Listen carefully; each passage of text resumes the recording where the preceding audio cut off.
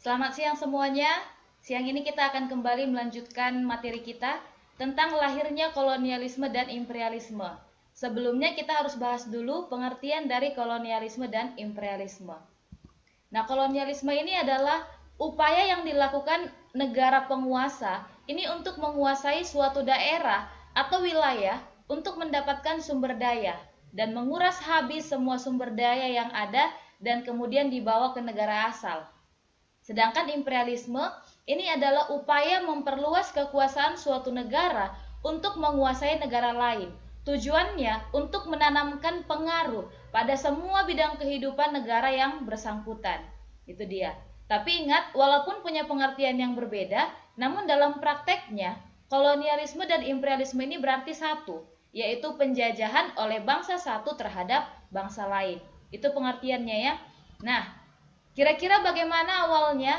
Kenapa bangsa Indonesia bisa dijajah oleh bangsa Eropa? Ini yang mau kita bahas ya. Ternyata kolonialisme dan imperialisme atau penjajahan bangsa Eropa di Asia termasuk Indonesia tidak terjadi secara tiba-tiba begitu saja. Nah, ternyata pada mulanya mereka para penjelajah bangsa Eropa, mereka datang ke Indonesia itu untuk berdagang. Namun akhirnya setelah sampai dan melihat ternyata Indonesia wow, punya sumber daya yang begitu banyak dan begitu kaya, akhirnya muncul niatan kotor mereka untuk melakukan penjajahan dan pendudukan terhadap wilayah-wilayah yang berhasil mereka singgahi. Nah, mari kita lihat perjalanan panjang mereka melakukan penjelajahan samudra hingga akhirnya bisa sampai ke Asia bahkan ke Indonesia, bumi pertiwi kita. Tapi yang pertama kita bahas adalah tujuannya untuk apa sebenarnya mereka melakukan penjelajahan.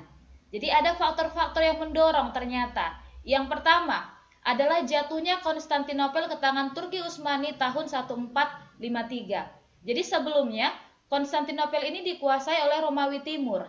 Dan masih ingat kemarin, dia adalah kota yang menjadi pusat perdagangan antara dunia barat dengan timur. Tapi sayang pada 1453 Konstantinopel ini dikuasai oleh Kesultanan Turki Utsmani, dipimpin oleh Sultan Mehmed yang kedua atau Sultan Mahmud yang kedua.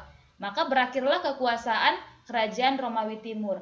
Nah, akibatnya ada, ternyata Konstantinopel ini tertutup untuk orang-orang Eropa. Sehingga barang-barang yang sangat dibutuhkan oleh orang-orang Eropa ini menjadi sangat berkurang di pasaran Eropa, terutama rempah-rempahnya. Nah, oleh karena itu bangsa Eropa yang dipelopori Portugis harus berusaha keras untuk mencari sumber-sumber bahkan rute-rute baru untuk mendapatkan rempah-rempah. Yang kedua, ini karena mulai berkembangnya teknologi pelayaran. Jadi ternyata ditemukan beberapa penemuan baru seperti kompas, alat penunjuk arah mata angin, lalu ada kartografi. Ini adalah ilmu atau teknologi yang digunakan dalam pembuatan peta. Lalu ada juga ditemukan karavel. Ini adalah kapal yang dibuat bangsa Portugis untuk melintasi samudra. Nah, yang ketiga, ternyata berkembang pula paham merkantilisme di Eropa.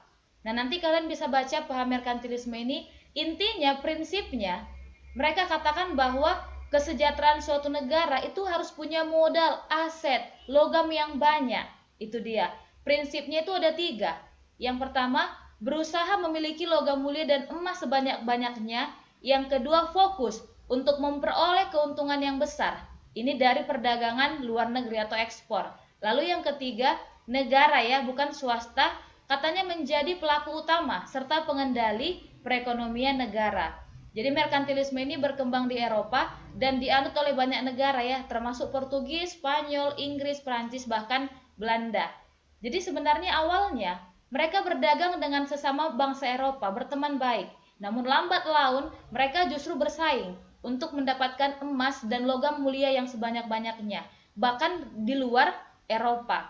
Nah, inilah sebenarnya juga yang membuat awal mula lahirnya penjelajahan samudra. Tapi ingat ya, selain logam mulia, rempah-rempah juga pada saat itu menjadi incaran karena merupakan komoditas yang sangat laku di pasaran Eropa. Karena nilai jualnya juga ini tinggi. Karena untuk rempah-rempah sendiri ini sangat banyak manfaatnya.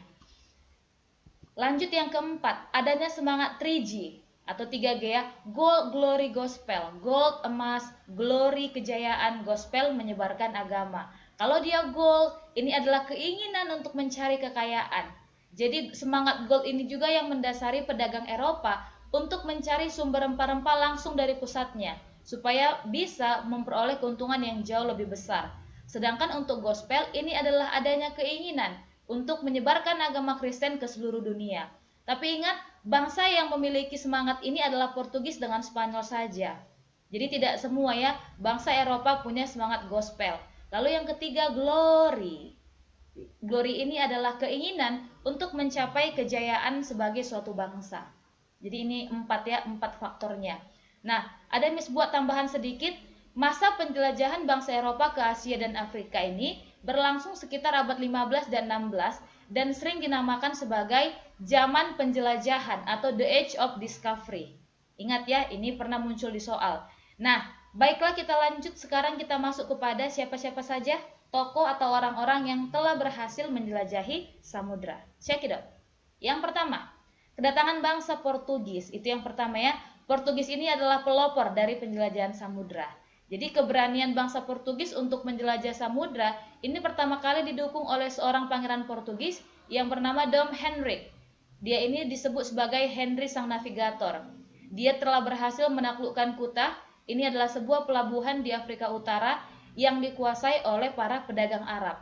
Bahkan dari pedagang Arab inilah yang ada di Afrika, bangsa Portugis akhirnya tahu keberadaan daerah penghasil rempah-rempah itu di mana. Nah, akhirnya muncullah ternyata di Asia, bahkan termasuk Indonesia punya kita. Nah, pelayaran pertama dipimpin pertama kali oleh Bartolomeus Dias, tapi sayang dia hanya sampai ke Tanjung Harapan. Dinamakan Tanjung Harapan karena mereka berharap mereka akan menemukan jalur ke India melalui tanjung tersebut. Lalu yang kedua, pelayaran selanjutnya dipimpin oleh Vasco da Gama. Vasco da Gama dia berhasil mendarat sampai di Calicut atau India tahun 1498. Lalu setelah itu dari India, Portugis kembali mengirim misi pelayaran yang dipimpin oleh Alfonso dan akhirnya berhasil menduduki Malaka tahun 1511. Lalu Portugis melanjutkan misi ke timur yang berada di bawah pimpinan Francisco Serrao dan Antonio. Akhirnya berhasil sampai ke Indonesia, tepatnya di Ternate, Maluku, tahun 1512. Lalu yang kedua, ada kedatangan bangsa Spanyol. Untuk Spanyol, pertama kali itu adalah tahun 1492 oleh Christopher Columbus. Jadi dia memulai misi penjelajahan untuk menemukan India, termasuk juga Indonesia. Tapi anehnya dia malah mendarat di Kepulauan Bahama yang dikiranya adalah India. Jadi dia gagal, tapi walaupun dia gagal, dia akhirnya berhasil menemukan Pulau Bahama, walaupun secara tidak sengaja ya. Pulau Bahama itu adalah benua Amerika. Lalu yang kedua, misi selanjutnya oleh Ferdinand Magellan. Dia berhasil berlayar ke Filipina, tapi sayangnya dia harus meninggal di sana tahun 1521 karena dia terlibat bentrok dengan penduduk setempat. Lalu yang selanjutnya, tahun 1521 misi pun kembali dilanjutkan. Ini oleh Sebastian Delcano yang berhasil mendarat di Maluku, bahkan berhasil membeli banyak sekali rempah-rempah. Tapi sayangnya Portugis dengan Spanyol ini menimbulkan konflik ya, misbuat di atas Portugis versus Spanyol. Nah ternyata yang tadi kita bahas, kesuksesan Spanyol menemukan benua Amerika, yang ini oleh Columbus ya, menimbulkan konflik dengan Pangeran Portugis, yaitu Raja Dom João yang kedua. Jadi Dom João II bersikeras bahwa Portugislah yang paling berhak menjelajahi wilayah Amerika karena mereka adalah pelopornya. Nah, akhirnya untuk menyelesaikan konflik tersebut diadakanlah sebuah perundingan dengan Paus sebagai penengahnya. Akhirnya dicapailah kesepakatan yaitu Perjanjian Tordesillas. Nah, ini dia batasnya sudah disediakan. Nah, isi dari perjanjian ini adalah untuk bagian barat ini dia. Ini wilayah Spanyol, sedangkan untuk wilayah timur ini wilayah Portugal. Jadi kesimpulannya adalah Amerika ini masuk kepada wilayah Spanyol, sedangkan Asia masuk kepada wilayah Portugal. Tapi sayang sekali perjanjian yang tadi, Tordesillas tadi ini juga yang akhirnya mengakibatkan permasalahan kembali di antara mereka, yaitu pada saat Spanyol dan Portugis sampai ke Indonesia, tepatnya di Maluku. Tadi kita sudah bahas Portugis sampai 1512 di Ternate, Maluku, sedangkan Spanyol 1521 di Tidore, Maluku. Jadi yang pertama kali itu adalah Portugis ya. Nah, kedatangan Spanyol di Tidore ini akhirnya membuat Portugis merasa terganggu karena Spanyol nantinya akan terlibat dalam aktivitas perdagangan rempah-rempah. Nah, akhirnya pun akan mengganggu hak monopoli perdagangan Portugis di Maluku. Nah, akhirnya Portugis pun mencari cara, mereka menuding bahwa Spanyol telah melanggar perjanjian Tordesillas. Nah, akhirnya untuk menyelesaikan konflik, Portugis dan Spanyol pun kembali berunding, yang akhirnya melahirkan perjanjian Saragossa, yang nanti akan menentukan secara lebih tepat batas antara Spanyol dengan Portugis. Jadi dibuatlah arah barat untuk Spanyol, lalu arah timur untuk Portugis. Nah, akhirnya dengan terpaksa Spanyol pun meninggalkan Maluku dan Portugis berkuasa di Maluku. Oke, yang ketiga, kedatangan bangsa Belanda. Jadi Belanda ini mulai melakukan pelayaran tahun 1595 oleh Cornelis de Houtman, dan pertama kali dia berhasil di Banten, mendarat di Banten pada bulan Juni 1596. Tapi dia gagal karena dia punya sikap yang arogan. Lalu akhirnya misi ini pun dilanjutkan oleh Van Eyck dan misinya berhasil. Lalu Belanda terus bergerak ke timur menuju Kepulauan Maluku, bahkan bisa membeli banyak rempah-rempah. Pada saat itu Belanda disambut baik di Maluku, karena Maluku sudah lama sekali merasakan kerugian karena Portugis. Nah, akhirnya Belanda diharapkan mampu membantu dan menjadi sekutu dari Maluku. Nah, hal ini pun ya dimanfaatkan oleh Belanda, dan akhirnya mereka pun berhasil mengusir bangsa Portugis. Sebagai imbalannya, Belanda diberikan hak untuk melakukan monopoli perdagangan. Keberhasilan ini yang akhirnya mendorong bangsa pedagang Belanda semakin berdatangan ke Indonesia. Nah, setelah berhasil menduduki Indonesia dan memonopoli perdagangan, kira-kira bagaimana tindak tanduk dan kebijakan Belanda selanjutnya? Nah, untuk materi ini kita akan bahas minggu depan. Persiapkan dirimu, baca buku paketmu tentang VOC. Thank you. Salam jas merah.